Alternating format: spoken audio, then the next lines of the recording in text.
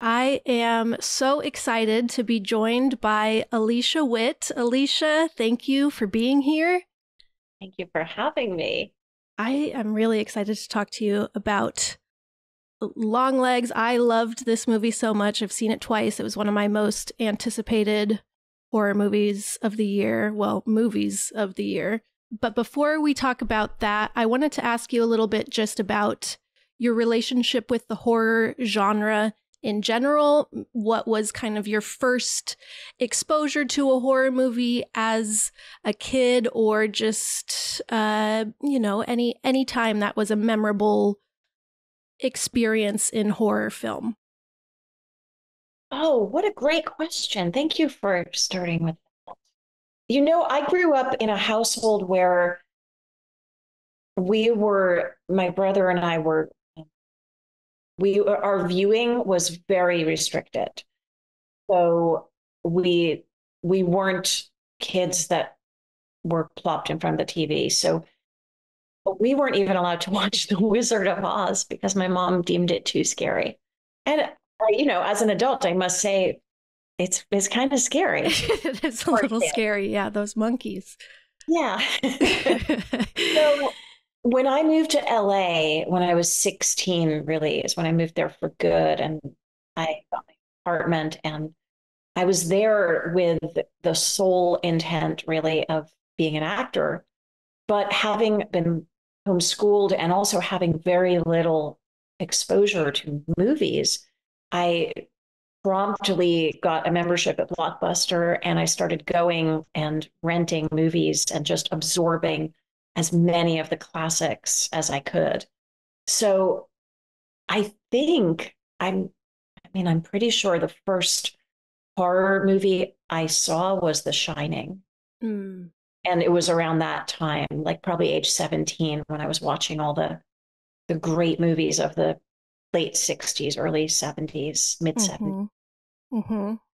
Or it was The Shining in 1980. I'm not even sure. I think it was 1980. Yes, I think it I think it was was. right then. Yep, right on the I'm a little dot. fussy on dates like that because it was that time frame when I absorbed it all. Right. Yes, you So were just fully saturating yourself with everything. usually two movies a night. Wow. And I was blown away by that one. Yeah, that's a And great also first one. One Flew Over the Cuckoo's Nest. I Yeah. remember I tended to do it in a like by order of the actor. So as I was getting familiar with Jack Nicholson's work, Mm-hmm. I I think I probably watched his movies one after another. Yeah. And anyway, I loved those. And Dog Day Afternoon isn't a horror movie, obviously, but it has that element of real life horror, like something horrible is just going on. Mm-hmm. Mm-hmm. And That's always the scariest. yeah, yeah. Yeah. So then as I started auditioning for things and scripts would come my way that had horror elements in them, I I was mindful of not being drawn to scripts that were purely about killing and slashing and just killers for the sake of it. I have always been drawn to more psychological thrillers and ones that really get into the mind frame of what's going on with somebody. So I got really close to Scream, and I had several incredible meetings with Wes Craven, and he was the one who started me thinking about the horror genre in a different way, and explained that it's like a roller coaster ride, and the final girl, if it's a movie like that, she is the audience member. So she's you. You go to the movie theater, you're watching it through her eyes, you're watching her survive insurmountable obstacles. And when you come out the other end of it, you feel like you can do anything too. Mm-hmm. So in a world that's full of scary shit, it's not putting more of it out into the world. It's actually arming you with what you Yes. need to get through a world that is filled with scary stuff. Yeah. That's a really nice way of putting it. I feel like I have that feeling as well. Like it's like a catharsis, and it helps me maybe understand some of that darkness in myself or in the world. And I just feel like it's such a great genre at dealing with these like real life big feelings and emotions. And it's just one of my favorite genres, probably my favorite genre. And yeah, as you were in horror movies and the film industry in general, did your perception of horror as an audience member change? I always wonder about this, of like, if you see how the sausage is made type of thing, do you still find yourself able to like get scared in a horror movie, or are you thinking more about the craft of it now? For some reason, when I see the special effects part of that stuff in a movie, I still buy into it just as much as I would have if I weren't in the business. Great. Now, other aspects of the film, I do tend to pull apart. And Sure. for that reason, it's really hard for me to get lost in a TV series, for example. I have to really love it in order to become someone that's going to watch every episode of something. For example, Yellow Jackets. That is one of my favorite shows of all time, let alone a current favorite show. And it has the horror elements to it. I have some friends who say that's too scary for them to watch. But for me, I just love it. I mean, I love everything. It's so well made. The characters are indelible. They're some of my favorite peer actors who I've just admired so much and have always wanted to work with. And they're all actors I've not worked with. We got to get you in Yellow Jackets season 3. Yeah, really, I would love that. Let's manifest it. Yeah. They did send me a little jacket, so sort of as a token. Amazing. Acknowledging how much I love the show. I've posted about it a number of times just because I'm such a fan. Okay. I feel like we that's an gotta. example of the kind of horror I love. And I do have to look away a few times, but also I guess because it's such a surreal event and that's depicted in the show, I mean, and also I know we live among spirits and there's dark energies among us. And I think it explores that in a really healthy way. And also a fascinating way. How would you be if something like that had happened to you 30 years ago? Right. So I just love that. But still, talking to Wes Craven that day and kind of changing my perception of being in a horror movie, which he did do, and that's why I ended up doing Urban Legend a few years later. But I still don't enjoy those sorts of movies. I don't really go to see movies like that. Yep. But I do go to see movies like The Mothman Prophecies. That one scared me. Yeah. Yeah. And Longlegs, I love Oz's previous 3 movies. I love his. Yeah. And to me, those are the best kind of scary movies. They fit right into that same genre. Yeah. But the reason I haven't seen Longlegs is totally different. Oh my gosh, yes. I had heard that you say you hadn't seen it, but I want to talk about that as well, but I want to first hear just like your initial reactions to reading this script, because it's a very unique script, and I imagine you don't get tons of scripts like Longlegs. Well, no, because I don't think there's ever been a script like Longlegs. Yep, exactly. I do I do get a wide array of projects sent to me, which I am so grateful for. And it's something I wished for and tried to be very mindful of, especially when I was starting out as an actor. I didn't want to be typecast, didn't want to play the same role over and over again. I don't know exactly why, but it was the thing probably that I was most wary of. It's why I felt when I was starting out, I felt kind of um, cautious about playing a role on television.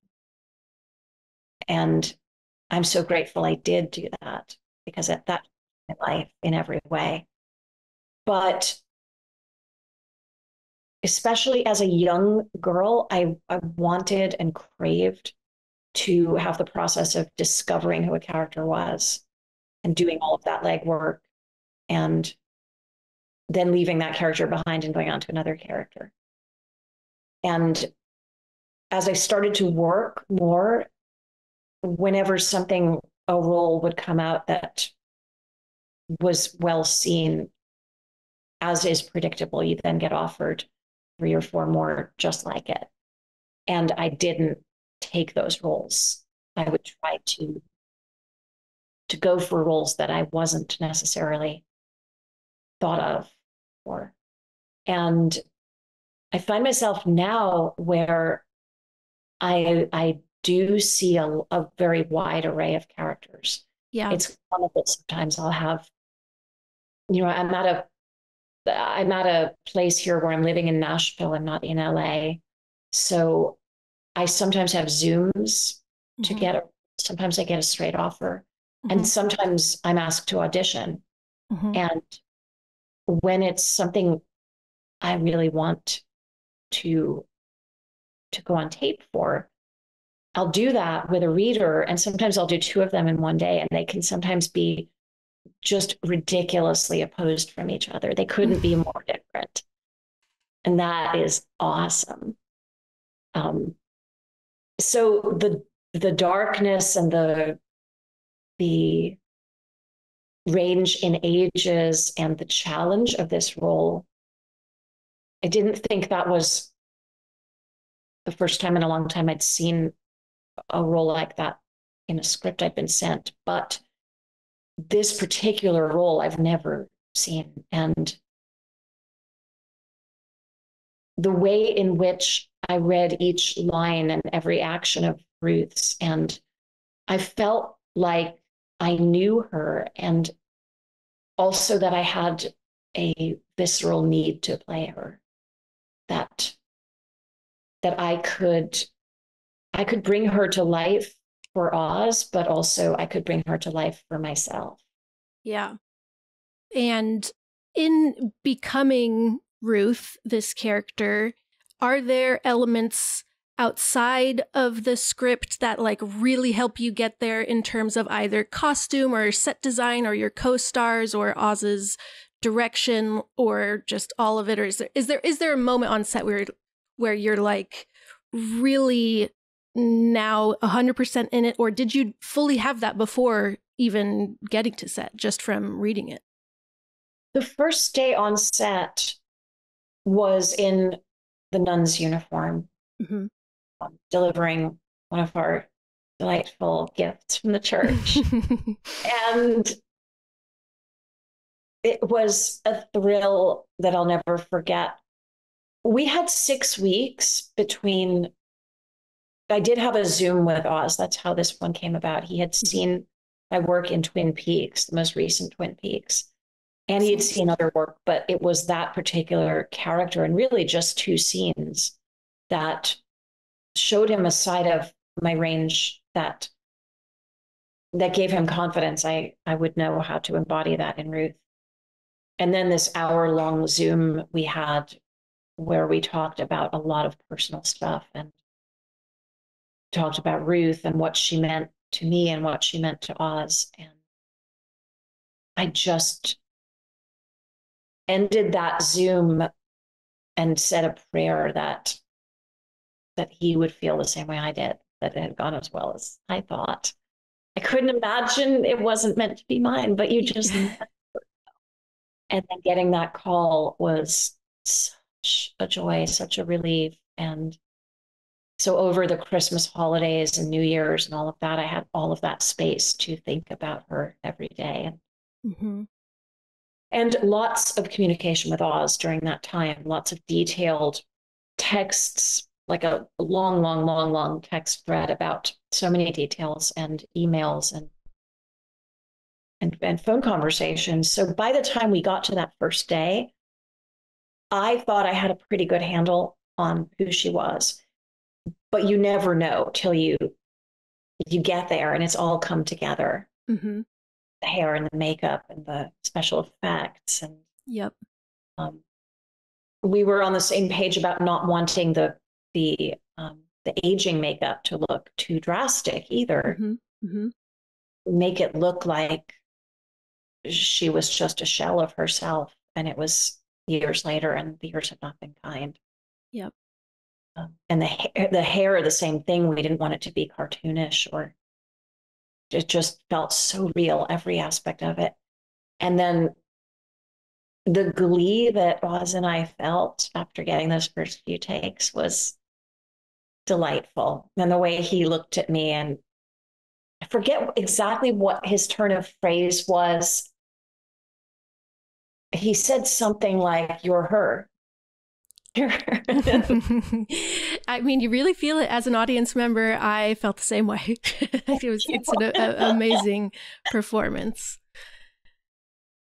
And is there anything that any ritual you have when you're trying to get out of being Ruth now, perhaps at the end of all filming or maybe at the end of a day? Is there anything you do to help yourself not carry that darkness into your personal life, just because it is such an intense role?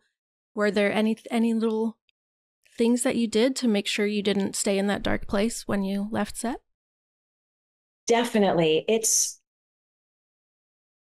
rather than a specific ritual at this point, it's more the mindfulness of it. Mm-hmm.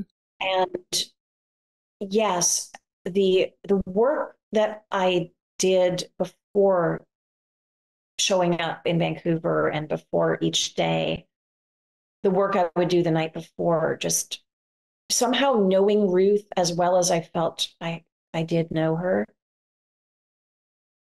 partly through instinct, but also partly through discussing it and journaling and listening to music I thought she would like, really knowing what got her each step of the way, what her mind frame was in my head. That itself helped make a separation between me and her. And that's generally what I do. There have been other dark roles I've played within the last 5 to 7 years that I've had similar processes with. And it feels almost like a protective shield around myself, mm-hmm. energetically.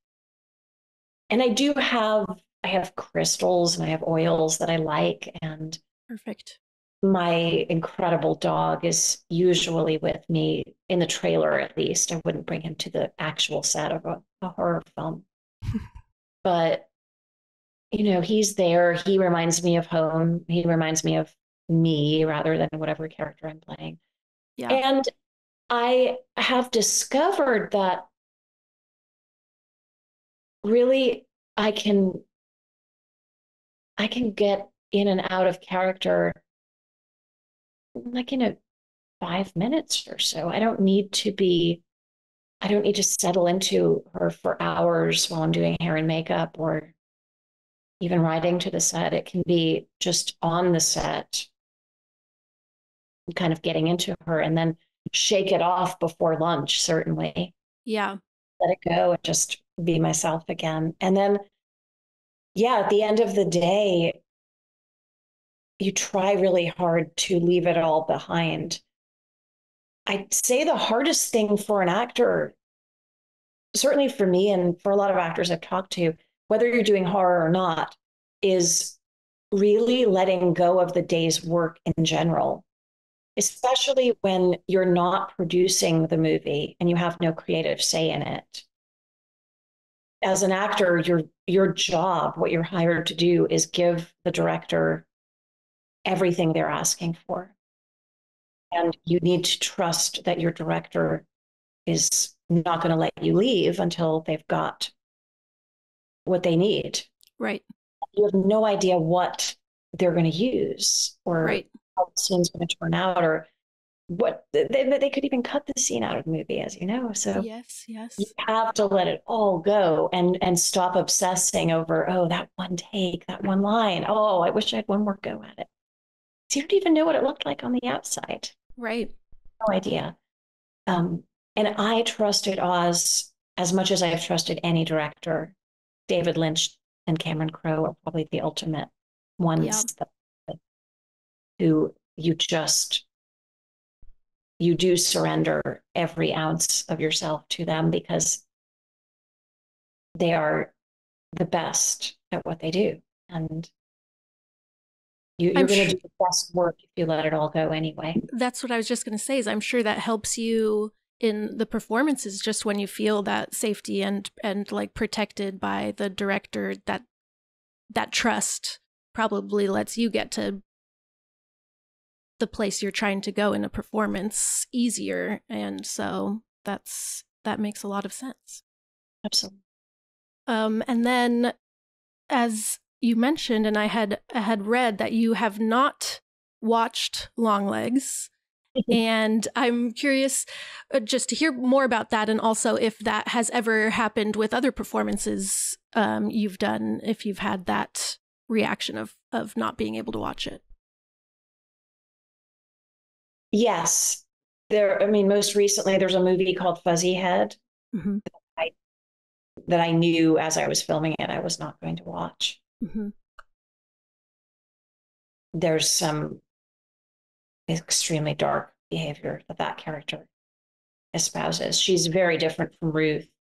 She's very abusive to her daughter and also very mentally unwell, though, for completely different reasons.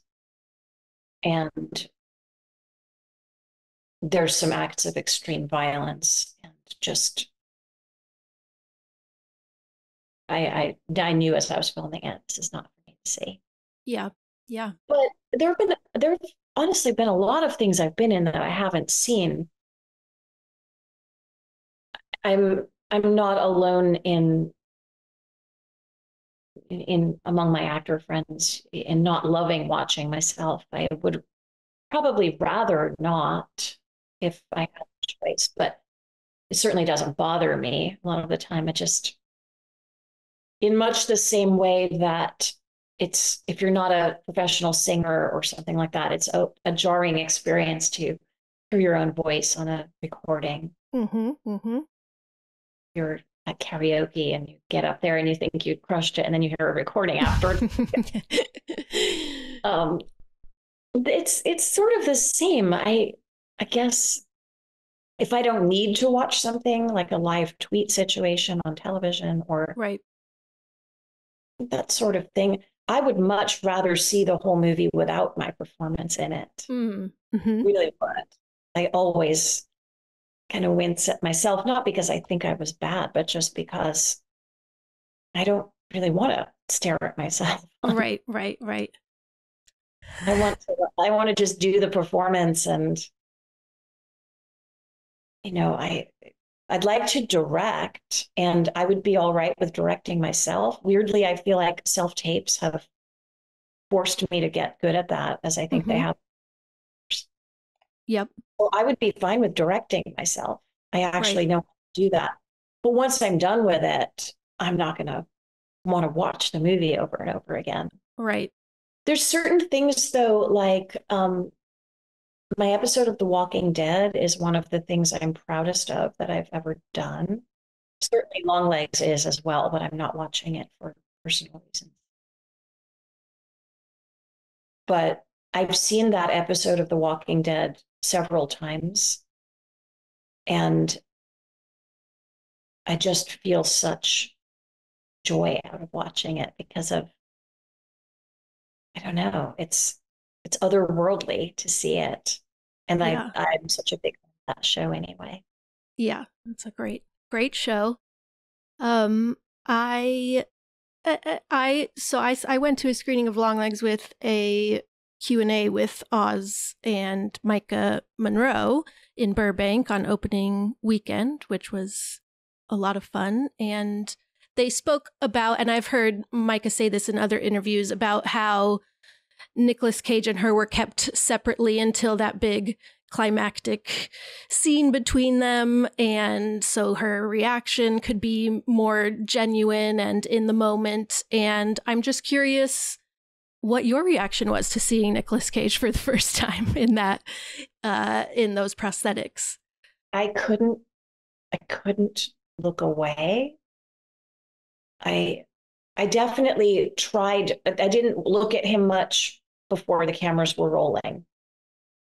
But when I first glimpsed him, I was like, holy shit. I've never seen anything so horrible.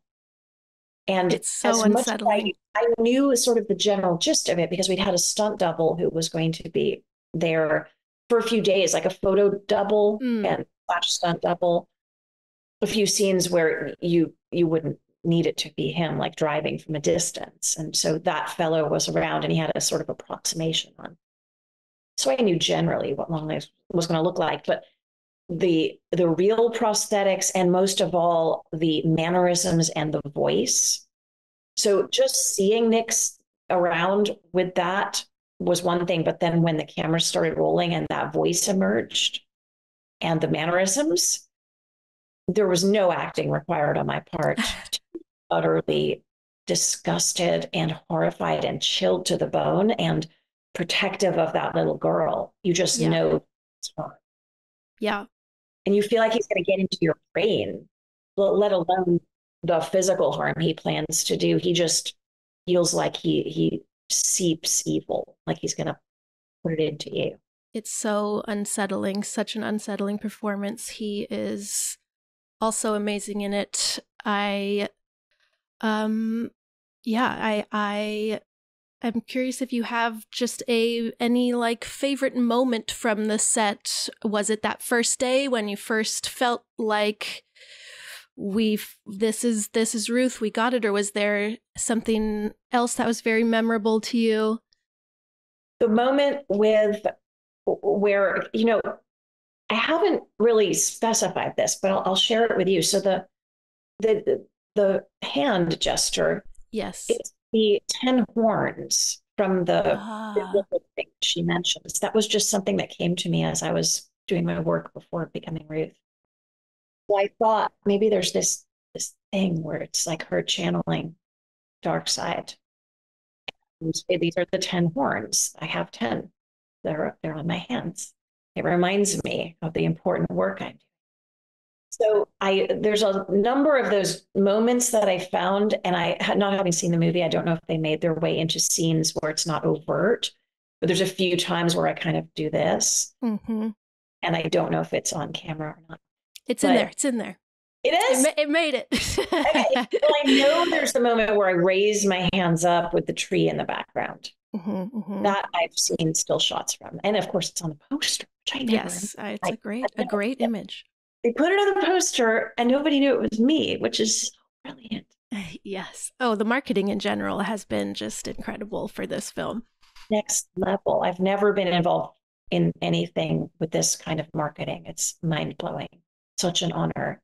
But that moment to rise the hands up, because I had told Oz what I was doing, and so he knew I had these moments throughout, but he encouraged me in that moment to finally bring them up. And that was the last time we saw Ruth in the nun's habit, the final gift in the montage. And the weather cooperated. We even had eagles that showed up earlier that day. It was nuts. Oh, wow.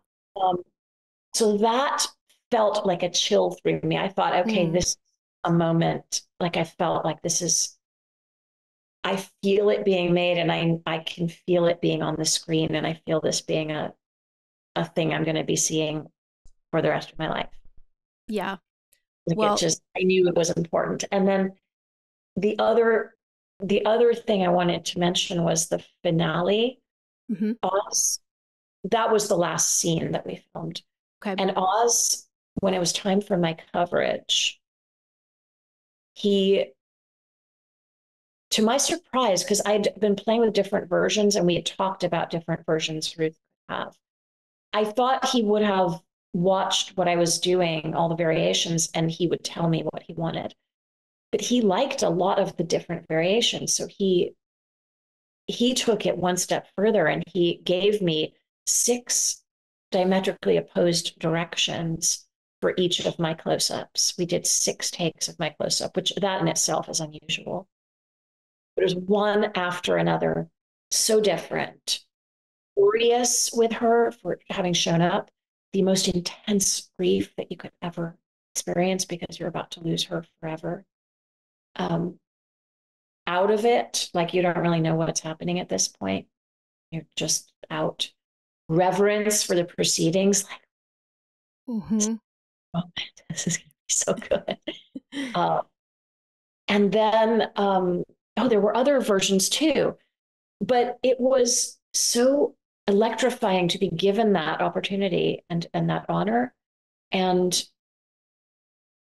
then at the end of it, there was applause, and Blair came over and he shook my hand and he said, "That's a masterclass." Oh my God. And That's amazing. I will carry that moment with me for the rest of my life. It was the greatest honor I have experienced on a film set. And to me, it was a testament to the working relationship with Oz and how much he believed in me. And he knew at that point I could do anything. Yeah. So he changed my life in that moment, even if the movie had never come out, Right. Just gave me this. Such a gift. Oh, that's very beautiful. And congratulations. I love this movie. I love you in this movie. I feel like I'm telling everybody to see it. It's been doing very well and people are seeing it and I'm thrilled about that. And yeah, I just want to say thank you for taking the time to speak with me today and thank you so much. Congrats. I love the title of your podcast too. But I do want to say, again, Longlegs isn't too scary. I was a little surprised by that because the marketing was, I was too scared to call that phone number when that was happening. There was a billboard with the phone number, call the man downstairs. I said, no, I won't be doing that. And then, but I agree. I think that it's a type of unsettling that will definitely stay with you, but not, jump cheap scares at all. None of that. It's just the mood and the tone and the performances are just incredible. And so, yes, to our listeners, if you are normally scared of stuff, just give it a try. I think you might enjoy it.